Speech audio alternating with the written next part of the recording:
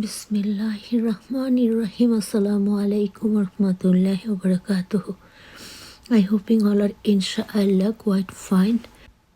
ইসলামের ইতিহাসে হামজা একজন গুরুত্বপূর্ণ ব্যক্তিত্ব। বিস্তারিত ভিডিওতে আজকে আমরা হামজার কে বা তিনি কেন ইসলামে এতটা গুরুত্ব পেলেন সেই বিষয়ে আলাপ করব। আশা করছি পুরো ভিডিও জুড়ে থাকবে, কারণ এগুলো শুধু শোনা নয়, এগুলোর মাধ্যমে আমরা জানতে পারবো ইসলামের অনেক গুঁড়ো রহস্য, যেগুলো অনেক সময় আমরা অনেকেই জানি না, আবার অনেকে জানলে পুরোপুরি জানি না।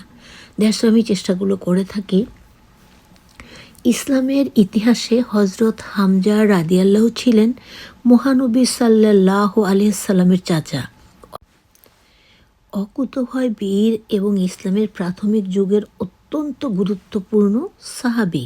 তিনি ইসলামের প্রতি অটল সমর্থনের জন্য আসাদুল্লাহ বা আল্লাহর সিংহ এবং শহীদের নেতা হিসেবে পরিচিত। 1-2 তিনি বদরের যুদ্ধে গুরুত্বপূর্ণ ভূমিকা পালন করেন এবং হিজরিতে 3 হিজরিতে উহুদের যুদ্ধে শাহাদাত বরণ করেন। আমরা পুরো ঘটনাই জানব এবং আমাদের নবীজির প্রতি তার ভালোবাসার এবং আমাদের নবীজিকে তিনি যে কতটা ভালোবাসতেন এবং ইসলামকে যে কতটা ভালোবাসতেন সেই বিষয়ে আমরা একটু বিস্তারিত আলোচনায় যাব। এই যে আমরা জানলাম তিনি বদর যুদ্ধে গুরুত্বপূর্ণ ভূমিকা পালন করেন এবং 3 হিজরিতে উহুদের যুদ্ধে নির্মমভাবে শাহাদাত বরণ করেন। 1-2-10 হজরত হামজা রাদিয়াল্লাহুর জীবন ও অবদান।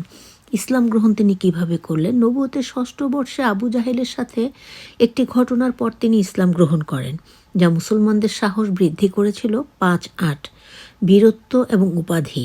তিনি অসীম সাহসিকতার জন্য আসাদুল্লাহ অর্থাৎ আল্লাহর সিংহ, আসাদুল্লাহ মানে আল্লাহর সিংহ, এবং সাইদুস সুয়াদা অর্থাৎ শহীদের নেতা উপাধি পান। সুবহানাল্লাহ। 2টা উপাধি পেয়েছেন আল্লাহর কাছ থেকে। তিনি কেমন উপাদান দেখো, একটা হলো আসাদুল্লাহ আল্লাহর সিংহ, আরেকটা হলো সাইদুস সুয়াদা শহীদদের নেতা উপাধি পান। 1-10 বদর যুদ্ধ।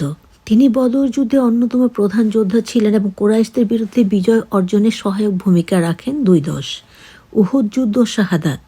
3 হিজরি 225 খ্রিস্টাব্দ শাওয়াল মাসের উহুদের যুদ্ধে তিনি বীরত্বের সাথে যুদ্ধ করে নির্মমভাবে শাহাদাত বরণ করেন। 1-6 সম্মান। তিনি নবী করিম সাল্লাল্লাহু আলাইহি সাল্লামের খুবই প্রিয় ছিলেন এবং তার মৃত্যুতে মুসলিম উম্মাহ গভীরভাবে শোকাহত হয়েছিল। 1-4 ইসলামের ইতিহাসে তার অবদান চিরস্মরণীয় এবং তিনি মুসলিম যুবকদের জন্য বীরত্বের প্রতীক। আমরা হামজা সম্বন্ধে একটু করে অনেক কিছুই জানব। এবার জানব হামজা কোন যুদ্ধে কিভাবে মৃত্যুবরণ করলেন। হজরত হামজা ইবনে আব্দুল মুত্তালিব রাদিয়াল্লাহু ছিলেন মহানবী হজরত মুহাম্মদ সাল্লাল্লাহু আলাইহি সাল্লামের প্রিয় চাচা এবং একজন বিশিষ্ট সাহাবী। তাকে ইসলামের ইতিহাসে অত্যন্ত বীরত্বপূর্ণ এবং ত্যাগী যোদ্ধা হিসেবে স্মরণ করা হয়। তার শাহাদাতের ঘটনা এবং উহুদ যুদ্ধের প্রেক্ষাপট বেশ গুরুত্বপূর্ণ। উহুদ যুদ্ধ সংঘটিত হয়েছিল হিজরি 3য় বর্ষে 625 খ্রিস্টাব্দে।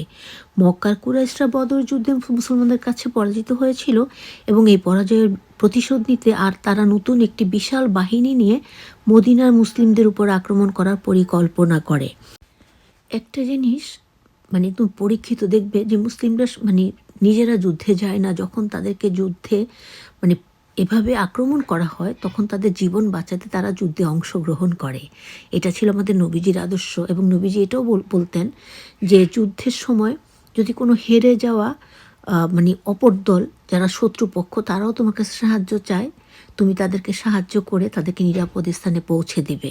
এটা হলো ইসলাম। সুবহানাল্লাহর মানুষ ইসলাম সম্বন্ধে কি বলে, আল্লাহ মাফ করো। মুসলিম বাহিনী মক্কার কুরাইশদের আক্রমণ প্রতিহত করার জন্য উহুদ পাহাড়ের কাছাকাছি এক জায়গায় অবস্থান নেয়। এই যুদ্ধের শুরুতে মুসলিমরা অনেকটা এগিয়ে ছিল, কিন্তু কিছু ভুল কৌশলগত সিদ্ধান্তের কারণে যুদ্ধের অবস্থার মোড় ঘুরে যায়। বিশেষ করে মুসলিম তীরন্দাজের একটি অংশ তাদের অবস্থান ছেড়ে দিলে কুরাইশ বাহিনী এই সুযোগ নিয়ে মুসলিমদের উপর পাল্টা আক্রমণ চালায়। হজরত হামজা রাদিয়াল্লাহুর ভূমিকা কী ছিল উহুদের যুদ্ধে? হজরত হামজা রাদিয়াল্লাহু ছিলেন ইসলামের একজন প্রথম সারিবদ্ধ যোদ্ধা এবং বীর। তিনি যুদ্ধের ময়দানে অসাধারণ সাহসিকতা ও যুদ্ধ দক্ষতা প্রদর্শন করেছিলেন। বদর যুদ্ধের মতোই উহুদ যুদ্ধ তিনি অসংখ্য কুরাইশ যোদ্ধাকে পরাজিত করেছিলেন এবং তার প্রতিটি আক্রমণ শত্রুদের জন্য ছিল ভীতিকর। হজরত হামজা রাদিয়াল্লাহুর শাহাদাত বা মৃত্যু। কুরাইশ বাহিনীর প্রধান আবু সুফিয়ানের স্ত্রী হিন্দা, আবু সুফিয়ানের স্ত্রী হিন্দা বিনতে উতবা বদর যুদ্ধে তার বাবার উতবা, চাচা এবং ভাইয়ের মৃত্যুতে গভীরভাবে আহত হয়েছিলেন। মানে বদরের যুদ্ধে হামজার হাতে এই যে উতবা আবু সুফিয়ানের স্ত্রী, তার বাবা, চাচা, ভাই মৃত্যুবরণ করেছিল। তাই তিনি উহুদ যুদ্ধে তার প্রতিশোধ নেয়ার জন্য একজন দক্ষ যোদ্ধাকে নিয়োগ করেছিলেন। এই যোদ্ধার নাম ছিল ওয়াহি ইবনে হাব ওয়াসি। হিন্দা ওয়াসিকে প্রতিশ্রুতি দিয়েছিল যে যদি সে হামজা রাদিয়াল্লাহকে হত্যা করতে পারে তবে তাকে মুক্তি দেয়া হবে। সে ছিল একজন বন্দী। ওরাই ছিল কৃতদাস এবং তার প্রধান দক্ষতা ছিল বর্ষা নিক্ষেপ। উহুদ যুদ্ধে যখন হজরত হামজা রাদিয়াল্লাহু শত্রুদের বিরুদ্ধে প্রচণ্ড সাহসিকতার সাথে যুদ্ধ করেছিলেন, তখন উহাই দূর থেকে বর্ষা ছুঁড়ে মারেন এবং ওই আঘাতেই হজরত হামজা রাদিয়াল্লাহু যুদ্ধর ক্ষেত্রে নির্মমভাবে মৃত্যুবরণ করেন, শাহাদাত বরণ করেন। ওয়াই ইবনে হারের সূরা বর্ষা সরাসরি হজরত হামজা রাদিয়াল্লাহুর দেহে আঘাত হানে, যার ফলে তিনি মৃত্যুবরণ করেন, কারণ সেই তীরটিতে ছিল বিষ মাখানো। আর এই যে আমরা বললাম যে এখানে পড়লাম যে আবু সুফিয়ানের স্ত্রী হিন্দা বিনতে উতবা এমন কথা বলেছিলেন যে তাকে মারার পরে তিনি তার কলিজা হাতে নেবেন, এবং সেটা তো তিনি করেছিলেনও। কার কলিজা হাতে নেবেন? আমাদের প্রিয় নবী হজরত মুহাম্মদ সাল্লাল্লাহু আলাইহি সাল্লামের একজন প্রিয় চাচা হামজার, যিনি ছিলেন তার ভাতিজার ধর্মে তার জীবন সমর্পণ করার জন্যই তিনি সদা প্রস্তুত ছিলেন। আর সেই তীর যাকে দিয়ে মারা হয়েছিল তিনি ছিলেন একজন বন্দী।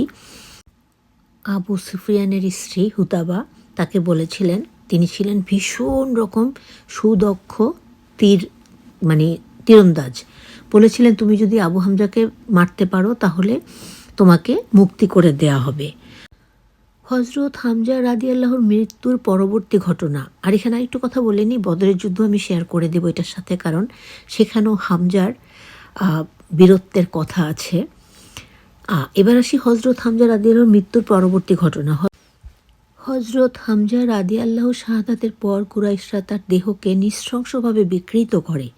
বিশেষ করে হিন্দা, যিনি আবু সুফিয়ানের স্ত্রী, হিন্দা বিনতে উতবা তার দেহের কিছু অংশ কেটে নেয়, অর্থাৎ কলিজা কেটে নেয়, এমনকি তার যক্ষা লিভার বের করে চিবানোর চেষ্টা করে প্রতিশোধ হিসেবে। কি ভয়ঙ্কর কথা, যদিও সে তা করতে পারেনি। মহানবী সাল্লাল্লাহু আলাইহি সাল্লাম তার চাচা শাহাদাতের পর গভীরভাবে শোকাহত হন। তার দেহ দেখে তিনি কাঁদেন এবং হামজার ত্যাগ ও বীরত্বের কথা স্মরণ করেন। নবীজি সাল্লাল্লাহু আলাইহি সাল্লাম হামজাকে সাইদুস সুহাদা, শহীদের নেতা উপাধি দেন। আমাদের নবীজি তাকে সাইদুস সুহাদা অর্থাৎ শহীদদের নেতা উপাধিতে উপাধি দেন।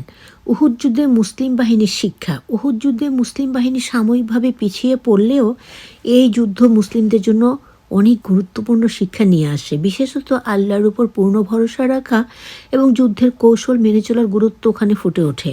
যুদ্ধের ভুলের কারণে মুসলিমরা সাময়িকভাবে ক্ষতিগ্রস্ত হয়েছিল, কিন্তু তারা ধীরে ধীরে আল্লাহর রহমতে পুনরায় আবার শক্তিশালী হয়ে ওঠে। সুবহানাল্লাহ। হজরত হামজা রাদিয়াল্লাহুর গুরুত্ব। হজরত হামজা রাদিয়াল্লাহুর জীবনে একটি বিশেষ দিক হলো তার ইসলামের আগমন।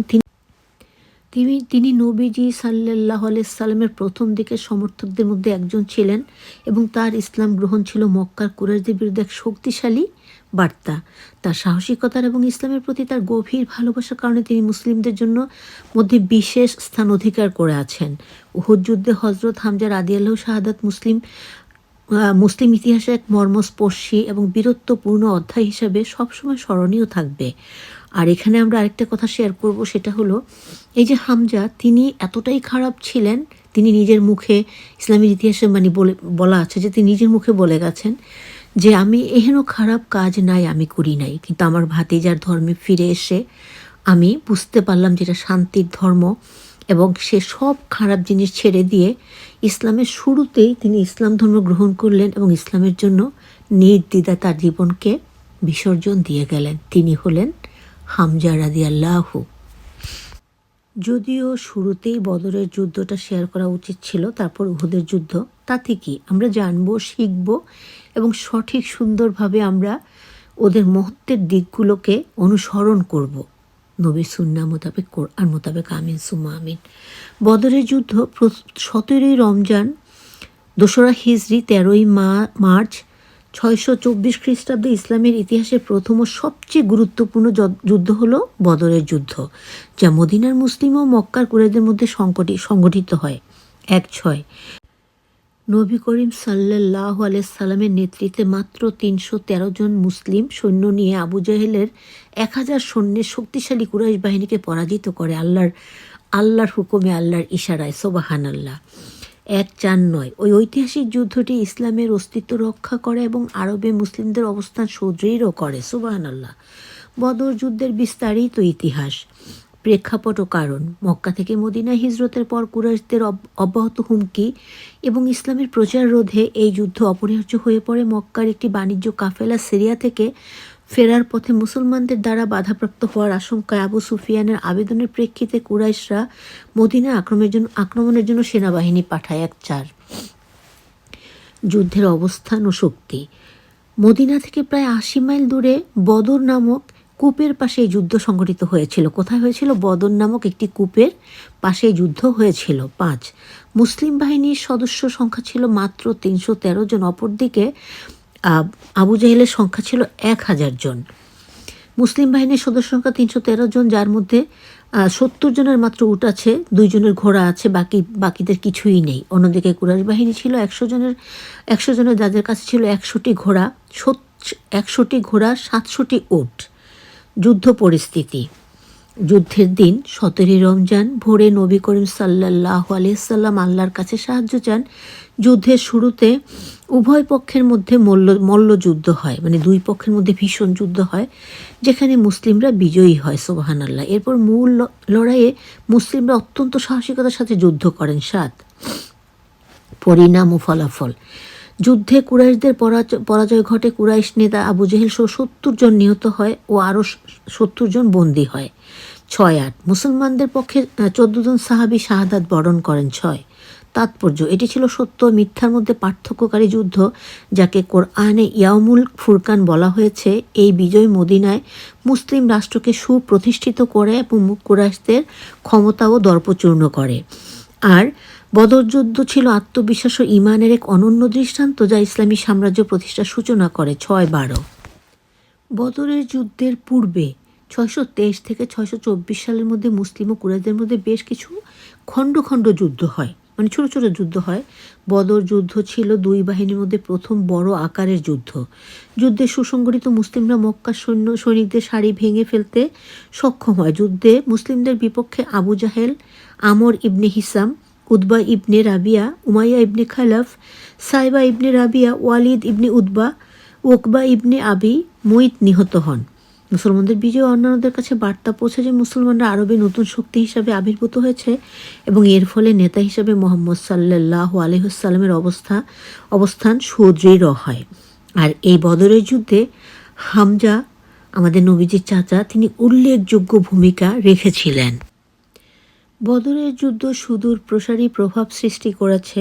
যুদ্ধ জয়ের ফলে নেতা হিসেবে মুহাম্মদ সাল্লাল্লাহু আলাইহি সাল্লামের কর্তৃত্ব বহুলাংশে বৃদ্ধি পায়।